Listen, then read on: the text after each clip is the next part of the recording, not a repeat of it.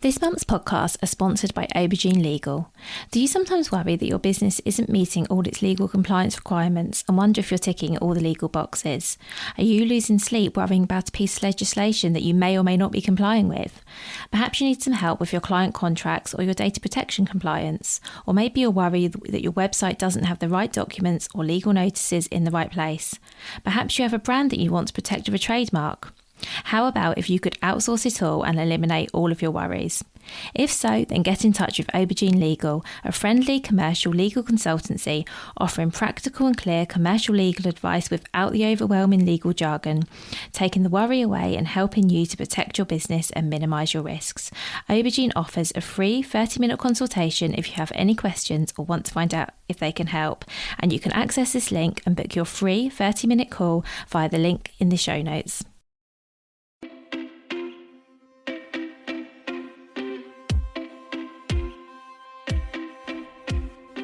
Welcome to the Bring Your Product Ideas to Life podcast. Practical advice and inspiration to help you create and sell your own physical products. Here's your host, Vicky Weinberg. Hi, so today I'm speaking with Elizabeth Rees, the founder of Eliza Eliza. Eliza Eliza is a bag and accessories brand based in Cardiff, Wales, aiming to empower you to start conversations about the causes you care about. And the hashtag Elizabeth uses for her business is Carry Your Cause. So we spoke a lot about the causes that Elizabeth supports through her business, how she does that, how she's formed partnerships, as well as, of course, all the details about how she designs and creates her products. I thought this was a really interesting and fascinating conversation, as they all are. Elizabeth is probably the guest that I've spoken to the most about the causes she supports and how she does that, and I found it all super interesting, and I really hope you do too. So I would love now to introduce you to Elizabeth. Well, hi, thank you so much for being here. Hiya, Vicky. So could we start by you please give an introduction to yourself, your business and what you sell?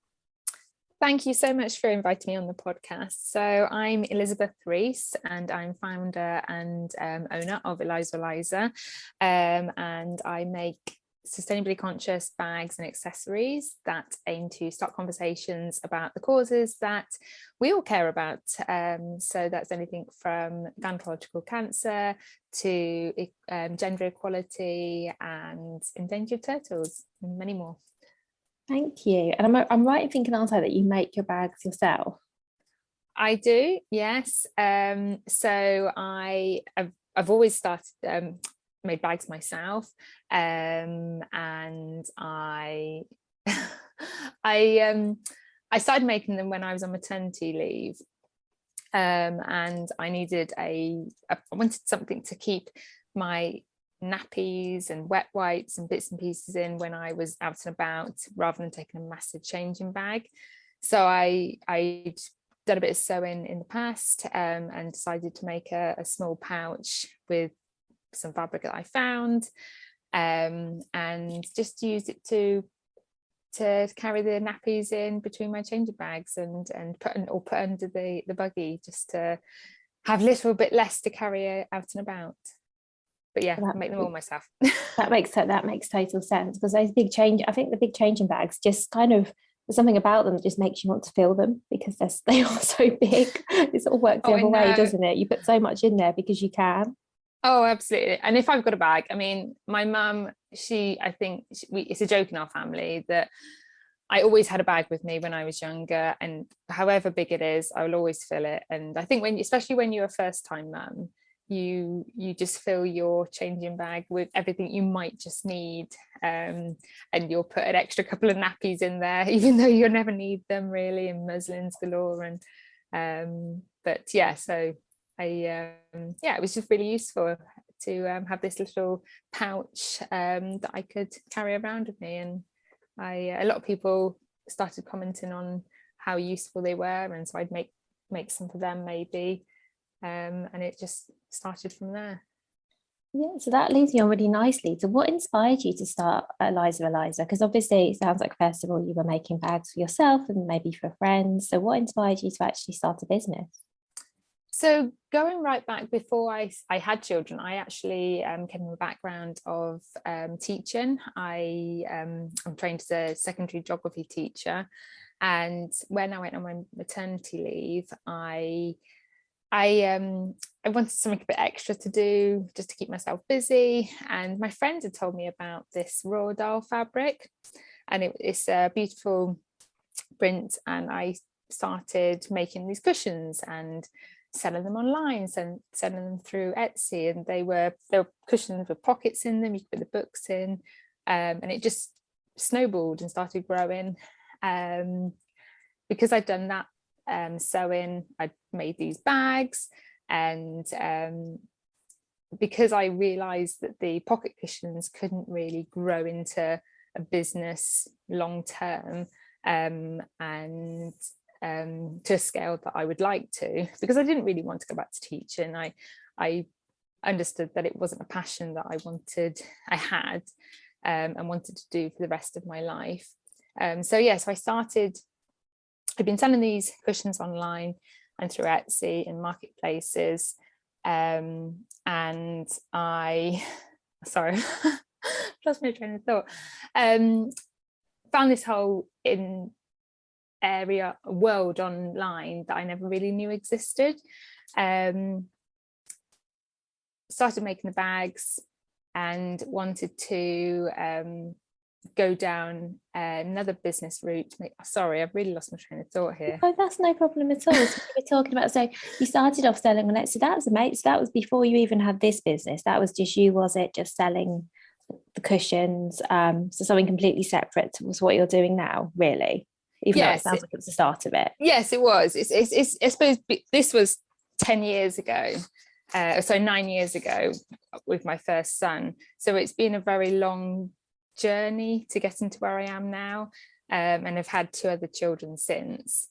So yeah, the bags, I'd been making these pouches, decided I wanted to grow the business, went online to see what other fabrics I could use. I really wanted to find a linen fabric, perhaps, to have something with a bit more that could be used with different outfits, and I found this beautiful hemp that was woven in the UK, and I love the idea of it being British and sustainable, and actually when I first saw the cost of the fabric per meter, I was like, oh my goodness, it's very expensive, but I thought I'll just go for it, see how it turned out.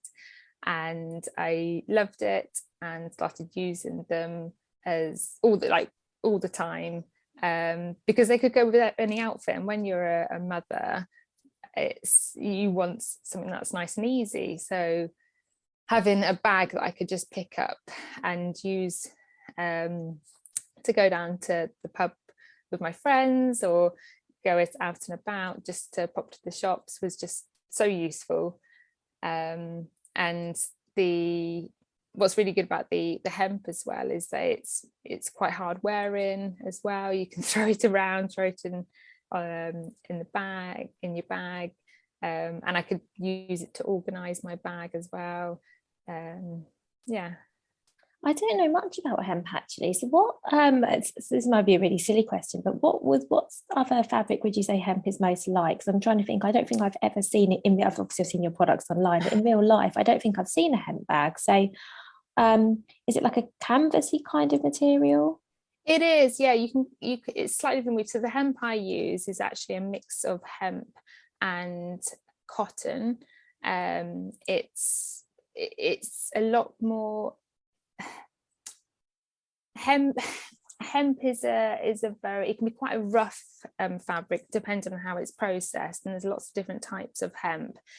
Unfortunately, hemp gets really bad press because it has an association with marijuana, and it's actually made from the cannabis sativa plant, but it's a completely different species to the marijuana. So it doesn't contain any what they call like psychoactive chemicals. It's the THC that is what makes you get high if you use marijuana, but hemp hasn't got those properties. But the actual fabric is, you might find it a little bit rougher and textured initially, but it does soften over time. And actually, it's with the improvement of processing of hemp, it does mean that we can use it for things like shirts and other more delicate or clothing accessories that need more delicate fabrics, which is really good because hemp is just the most wonderful fibre. It's one of the most sustainable fabrics that we've got and we know in the world, because it uses a lot less water. It almost grows like a weed. You can grow it almost anywhere in the world, but it's just got this association with marijuana, which has meant that it's been held back in how we can grow it and where we can grow it in the world. It sounds like the hemp that's grown for fabric, for example, is different. Is that right? It's a different plant? Yeah, it's a different species. Although, I mean, this is what I've learned over time, which can be very basic, but yeah, it's different to marijuana. It's got different properties. I think it's something like hemp THC has got to be under like 0.3%. Anything over that is deemed illegal to grow. And even hemp itself in the UK, you need to get a special license from the Home Office to grow it, and they're really hard to get hold of, really expensive. The farms have to be vetted depending on their size and the location, but it is improving, and I think there's more understanding on how useful hemp can be and what it can be used for, and because it has so many environmental properties or positives, it's been used and discovered more and more on how useful it can be. That's really interesting. Thank you for sharing that, because I knew nothing about it. And I think it's really great that you can source it in the UK as well, because that's not always the case for fabric. Yeah, I mean, the hemp I use, it's Romanian and French hemp, and then they bring it over to here because there are so many problems of growing hemp in the country. They bring it over and it's woven in Lancashire and Yorkshire. Like I said, it's woven with a cotton, organic cotton as well, so that it does help keep it a bit slightly softer than if you just used hemp. But the hope is that eventually they will use hemp grown in this country. It's just so difficult. In fact, I mean, hemp goes back, it's one of the oldest fabrics known to man, and women. It's they've used it for years and years. I mean, I think there's it's been found 8,000 years ago, I think, is the oldest piece of fabric that's been found, and that was hemp. It's been used in the UK very much for rope and sails. As the British grew their empire, there was a huge push to grow hemp. In fact, I think at one point there was a time where it was illegal not to grow hemp, and all farmers had to produce a certain amount of hemp on their farming land. But then, because there'd been associations with marijuana, it was all made illegal in the early 19th century, 20th century, and it wasn't legalized again until I think it was about the 1990s. But yeah, I mean, the more I find out about it, the more I love it, and it's got so many properties which make it great as a bag, because it's antibacterial, it's an antifungal. So with anything like a bag or clothes, it's great for it's not, if it gets dirty, it almost cleans itself, it's self-cleaning, which is really useful. And then there's so many other things it can be used for. I mean, I've heard they've made bricks from hemp, It can be used amazing. It is. It's they can use it for. I mean, I suppose there's other because there's so many properties it has, and the nutrients it has, it can be ingested as well. So it can be. You might have seen hemp oil in supermarkets. And so every part of the plant can be used effectively, which is another reason why it's such a useful product, farming and agricultural plant. I know to what grow. you mean. Yeah, because I see it sounds like there's just no waste, which is fantastic, because with most plants there is like some element of waste. Yeah, they can use it as a rotation crop as well, which because it almost puts nutrients back into. I mean, I don't know complete the science of it, but it puts nutrients back into to land, which is obviously fantastic, and means that it's as a farm, it's not an area of land that's being left to do nothing. It can be making money while it's it's adding nutrients into the soil again. That makes sense.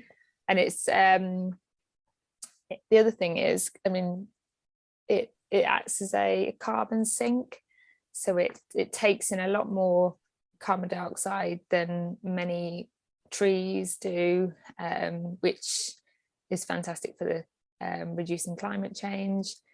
And yeah, it's a wonder. It's a wonder. The more I find out about it, the better, and the more I want to use it. And I would love to one day just use hemp. I mean, that would be the ideal situation if because at the moment I still use cotton for because I have designs printed onto cotton to use on the linings of my bags and accessories. But one day it would be amazing if they were made from hemp. That's the ideal situation. Yeah, and we'll talk a bit more about the linings of your products later as well, because they're obviously very unique. And we'll talk about those and the causes that you're supporting through your products as well. So it does sound like hemp is an ideal product for making bags. So once you found a fabric that you wanted to work with and you were excited to use, so what happened then? Talk us through. You just started making the bags and then you found the hemp. What happened next? So I started selling them through Etsy again, and for a long time I sold them through online and Etsy. And the reason the lining was I used patterns. To be honest, I didn't have many plain fabrics, so I just started using what I had. And so I used the fabrics inside, and I suppose maybe it was just an instinct. I wanted to be able to give back. I found this attraction towards raising a bit of money initially for a charity as part of producing the bags. And I discovered the first charity I started working with was a charity called Unseen, and they work with survivors of modern day slavery. They are based in Bristol, and I approached them and said, oh, please, can I just work with you, partner with you, and help raise some money for you? And they were more than happy to work with me. And then it must have been about 6 months later, a year later, I said, well, what I'd love to do is perhaps make the line and the design a bit more meaningful. So I said that I'd would look for an artist that could perhaps put together a design that would relate to what they were doing. And we had a lot of ideas. We discussed things that we could focus on the design, but what Unseen really like to do is promote the positives of what they are doing as a charity, rather than looking back to the slavery point. And I actually use butterflies as part of that collection, And the reason being is because they have a brilliant program called the Butterfly Program, and it works on with safe houses for women, and helps support women, gives them help with counselling, with integration back into communities. It almost just maybe just giving them a pack of clothes or toiletries when they come into this safe house, all the little things we don't really tend to think about, because many of these women have perhaps come over to this country, if they've been trafficked over from another country, and have nothing else apart from the clothes that they're wearing when they are rescued. So the safe houses work with these women, and it's called the Butterfly Program, so that's why I've used butterflies. And yeah, it just went from there. And I think the second charity was the Eve Appeal, which you've probably seen. My Eve Appeal collection is called the V Collection, and has vulvas inside. And the reason being is because the Eve Appeal work to raise awareness for the 5 gynecological cancers, which I will remind, because I remind everyone what they are, because a lot of people don't realise there's 5 gynecological cancers. So there's ovarian, cervical, womb, vaginal and vulval. And the idea with the V Collection is that it raises awareness and starts conversation. So a lot of people might look at the vulvas and feel like they're a bit explicit, but to me the idea is that it starts that conversation, and that's the most important part of what the bags, or I hope that the bags do. And then on the side they also raise money for the charity as well. Those were the designs when I was looking at your products, when we first started speaking, those were the ones that really stood out to me, because they are really unique and really eye-catching. So I can see they're definitely a conversation starter. I can definitely see that if you had that bag, someone might say, oh, what's that for, or what does that mean? So I think I think it will definitely be achieving that, as well as you say, raising some money as well. The V Collection, I mean, it's certainly my most popular collection, because I think it is the one that stands out from the rest. It's the one that's in the past it's been shared by Gillian Anderson, and influencers Emily Clarkson shared it when she brought it. I made these masks in lockdown, because one of the reasons I had it inside the bag as well is I thought it would be, it's almost like it's like a secret it being in the bag, but it's not showing off, that you can show it to whoever you want and start the conversation. It doesn't have to be completely out there. But then when I started doing face masks a couple of years ago, post lockdown, people would quite happily wear them on their faces, but I think the design I mean, even my mum thought they were bugs. I think it's not obvious that they are. It's one of those, are they what I think they are? And there are lots of different design colors, so it means it sort of represents everyone, and it's just starts a conversation. And so I will make sure I put a link to your shop in the show notes so people can actually go and take a look at this design, because obviously we've talked about it a lot. People need to go to actually go and see it now, so they can see what we're talking about. So did you find an artist to work with to come up with these designs for you? So I first, the vulva collection, when I did that, it was I'd actually found the design before I approached the Eve Appeal.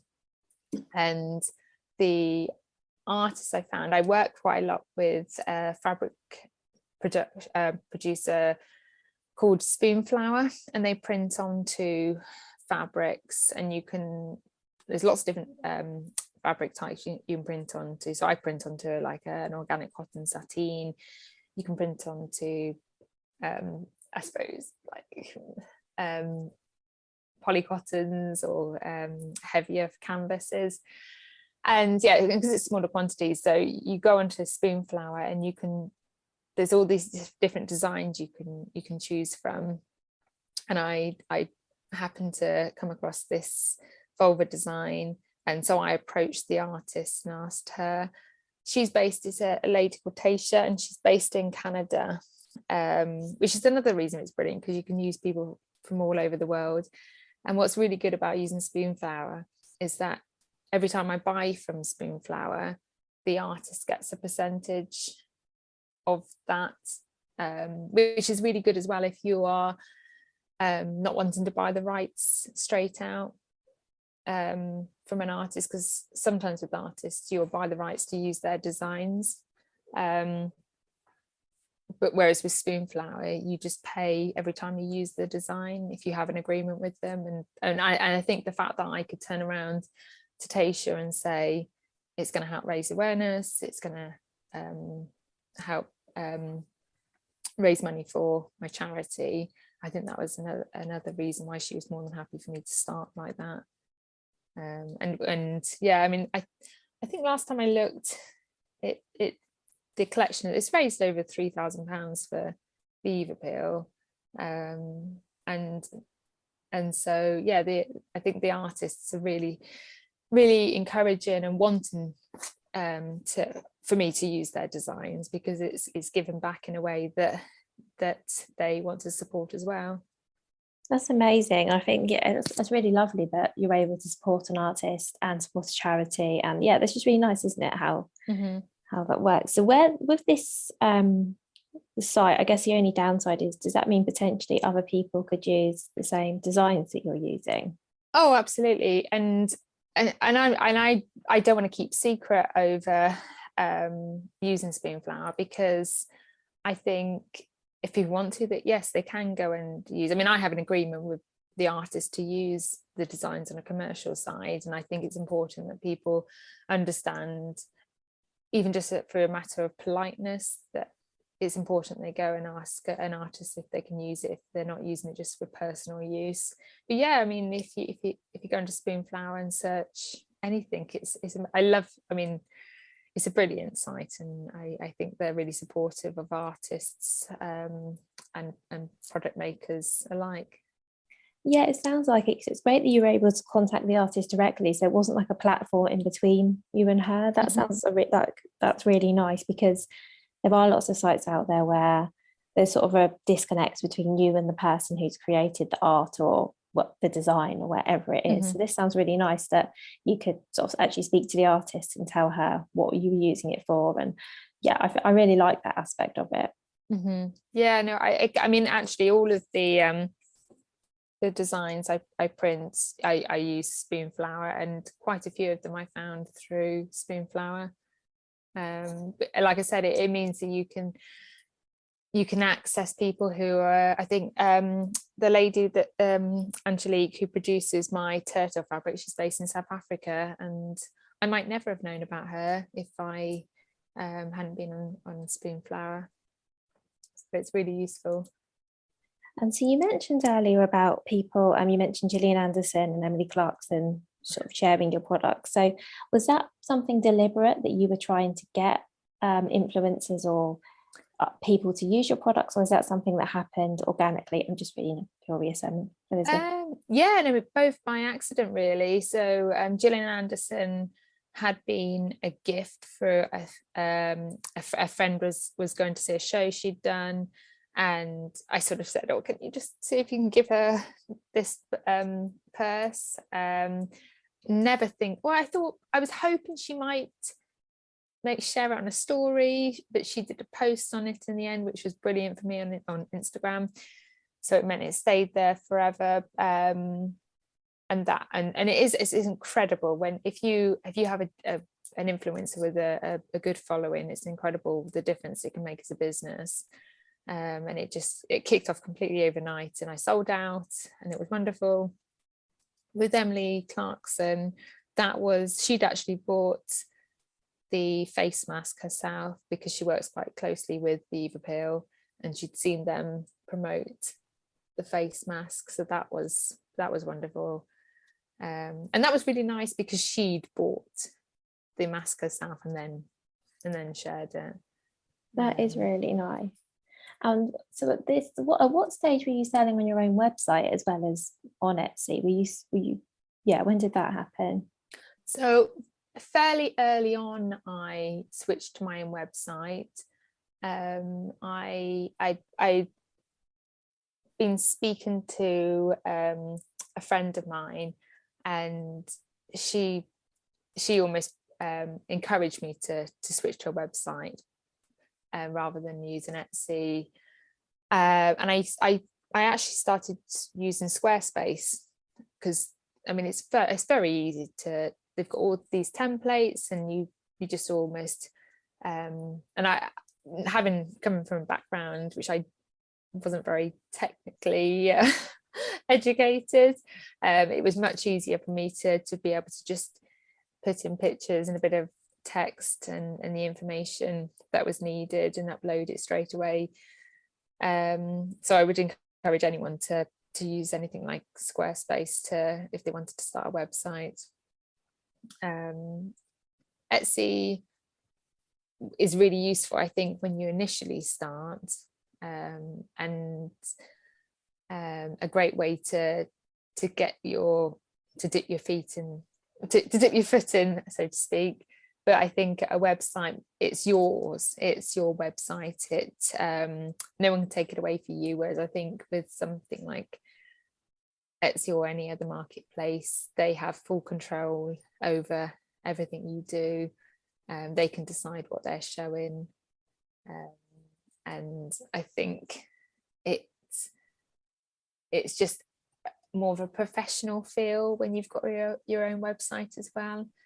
I think when I promote my website, it feels a lot more professional, and I still use obviously things like Instagram and Twitter and Facebook to help promote my bags and accessories, but everything goes to the website now. And so that's really interesting. So when you launched your website, did you turn off Etsy completely? I think I even still have an Etsy store somewhere, so I don't think it's turned off completely, but I certainly don't direct people anymore to any Etsy. That makes sense. I mean, I think for all the reasons you've shared, and also, let's face it, it's also for you much more profitable to sell on a website than it is to pay any marketplace, when you have the fees and everything else. And one thing I am curious about, though, is did you find it harder to sort of get people to your website? Because on a platform like Etsy or any other online marketplace, obviously people are there to shop, so they go in there and they're going in the search bar and looking for whatever they're looking for. Did you find it like you had to market your business differently when you were getting people to a website, if that makes sense? There's that balance, isn't there? Because I suppose they might find you through Etsy, but at the same time they can also lose you and get distracted by the products. So it's a hard balance to get, but I think I decided to move to a website and I suppose put all my eggs in one basket, thinking I can build a blog up, I can take people's email addresses, and that at the time was more important to me than people finding me through another marketplace. That makes a lot of sense. I didn't actually think about it from that aspect, that yes, it's easier for people to find you, but it is also easier to lose them, because you're right. I mean, I've done it when you're looking at something on Etsy and then you scroll down and then it's got like, if you like this, you might also like, and you can end up just happily clicking further and further away from the thing you were looking at. That does make sense. I think the other thing with Etsy as well is that it's hard, because I was promoting my bags at a fairly high-end price. I found it was difficult for people to understand the story through Etsy than if I had a website. I could tell more of my story, and I think with something like Etsy, you get a lot of hobbyists on Etsy, and not that I didn't want to be associated, because I think hobbyists get a bit of a bad stick sometimes, because the quality can still be there, but sometimes the problem is that they sell their products at a much lower end because they're not in it for a business. They just want to keep it as a hobby, and the money that they are making just pay for their hobby. So that was the other reason I think I wanted to have my own website as well, is because of the cost of the product that I'd created. I wanted it to stand alone and people understand why it was costing that much, rather than being compared to too many other lower price products. That does make sense as well, because you're right, when on any other marketplace you're comparing, maybe not like for like exactly, but you're comparing obviously different products, whereas on your website, yeah, that makes a lot of sense. And did you have to change anything you did in terms of getting people over to your website? Because it sounds like is it mostly social media you've been using to do that? Yeah, I mean, I think for a long time, when I first came onto Instagram, it was a very different place than it is now. And I know we go on about the algorithm, but it is true. It was a lot easier. You could get your posts in front of a lot more people. And so yeah, so social media has been one of my main ways of getting new people to see my products. But then at the same time, I think a lot of it is word of mouth, and particularly because of the bags, people will go and talk to their friends, or they'll give them as gifts. And then marketplaces, I think, are quite important as well. I think being able to go to a real market and chat to people, and use that as a way of telling your story. I can take email, or I can get emails down and get people onto my email list there. Networking events are really good for speaking to other people. And I mean, I'm based in Cardiff, and there's so many small businesses in Cardiff, and we all talk to each other, and I've built up that network over time, and you get to know people, and you might see them on social media, and know, just contact them, meet up, and just start those conversations about what they do, and help each other out. And I think that's another thing I've learned over the years, is that is just chatting to other people about their businesses and what they do, and not doing it to get anything out yourself, but just because, I mean, I just love it. I love talking business to people and finding out about how they sell their products or service, and supporting them as much as I can, and they do the same for me. So it's a really great way to support that, to build that network up of especially women, I think, as well.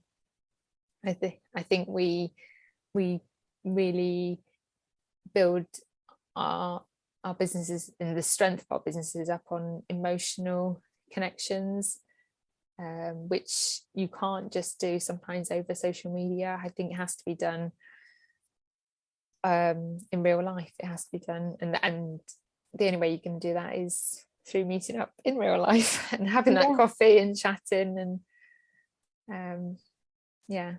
Absolutely. We were talking a little bit, weren't we, before we started recording, about how much you can learn from each other, which is, the main reason I love this podcast, is because it's genuinely interesting to talk about people's businesses and why people have done what they do, and the fact it's just fascinating. And I think, like you say, there's a lot you can learn just by listening to other people.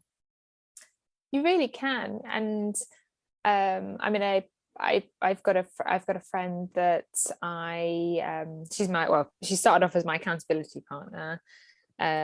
She runs a business producing digital patterns. She's a fashion designer, and we started meeting up every week and bouncing ideas off each other. And it's the most useful thing, because they can, I mean, apart from the fact they can hold you accountable, it's just somebody to talk to, because it can be really lonely working on your own in your business, and sometimes that's all you need, is just to say things out loud. and somebody to turn around, especially if it's somebody that's you can really trust and will be honest with you. You can say something and that person can either turn around and say, no, that's not going to work, or they can look at it from a different angle and make suggestions on how you can make something work slightly differently. And no, you don't have to listen to them all the time. And I know my accountability partner Alex, there's been times where she's made suggestions and I've gone completely against it, but then there's been other times she's turned around and said, look, you really need to change this because it will help you in the long run. And I've listened to her, and it's the best thing I've done, and it's worked the other way around as well. So I think accountability partners are one of my biggest suggestions I talk to people to, because I think it's a really useful and free what's the word? I've forgotten the word now, but it's a really free tool that you can get if you can get that right person as well. It makes such a difference. Thank you so much. I completely agree. So having someone you trust that you can just, even if it's just to vent to or whatever it is, but just someone who's going to listen and understand and give advice when you need. Yeah, I think that's invaluable. And I was about to ask you, Elizabeth, what your number one piece of advice would be for other product creators. Would accountability partners be it, or do you have anything else you wanted? It would, but I've also got another one, and it's something I've done for the last few years, and it would be to have a word of the year, because the last few years I've had a word of the year. This year's focus, and I get it printed out and I put it on my wall. Last year's, I think, was it consistency, and the year before was fearless. And we do, I mean, at the beginning of the year I do goals, and throughout the year come back to those goals and work on them. But yeah, just having a word of the year really helps, giving that focus. That's something I can keep myself accountable to. And I mean, the fearless year was a really important year for me, because I put myself out there and did a talk, and it was about postnatal depression, and I did it as part of this networking event that I'd been going to for women, mostly business women. And I don't think I would have done it if I hadn't had this word. But it really helped me to push myself out of my comfort zone that year. And likewise, even this year, focus, because I see that word every day. It really encourages and reminds me to be focused. So yeah, a word of the year, I think. Is it? No, I really love that. No one's ever said that before, which I absolutely love. I love it when people have advice to them. I don't know if you've ever listened to the podcast Happy with Reg and Ruben, because they recommend on that podcast having a word of the year. That's quite a big theme that runs through the podcast. And yeah, I really like that. I have done it previously. This year I don't have a word of the year, because I couldn't find one that resonated, and I feel like I didn't want to sort of have something that I wasn't feeling. But in previous years I've definitely had I had last year, because it was all about trying to be a bit more relaxed and make things a bit easier on myself. I think it's such a simple thing, but like things like vision boards as well. I did a vision board this year, and I have it next to my bed, so I see it. It's the first thing I see in the morning, last thing I see at night, and that's really useful, because even just the idea of when you put it together, you can really get focused on what you want and why, and the why, because I think the reason why you're doing what you're doing is so important. And it doesn't have to be just one thing. I mean, I've got things like family and where I see my business, and then even things like self-care, making sure I make time for that as well. And it is just a reminder, because I think it's so easy to get caught up in what we're trying to do and what we're trying to create business, but having a focus and visualizing. And I really love Carrie from the Female Entrepreneur Association. She's brilliant at talking about visualization and looking into why and the reasons for why we do what we are doing, because there's more to life than just work, and I think we need to remind ourselves of that sometimes. I think you're right. Well, thank you so much. Thank you for everything you shared, Elizabeth. And I loved where you've ended. I just think that's really, like I said, that's advice I haven't had from anyone before. And I really like that, because I think it's something really practical that people can go away and think about doing that they might not have ever considered. Oh, thank you so much for having me on, Vicky. It's been lovely chatting. You're so welcome. Thank you so much for listening right to the end of this episode. Do remember that you can get the full back catalogue and lots of free resources on my website, vickyweinberg.com. Please do remember to rate and review this episode if you've enjoyed it, and also share it with a friend who you think might find it useful. Thank you again, and see you next week. If you've been inspired to start a podcast in 2024, I really recommend my podcast host, Captivate. Captivate were my top pick when I started podcasting 4 years ago, because of how easy it was for a complete novice like me to get started. I've stuck with them for the last 4 years because Captivate is still really simple to use.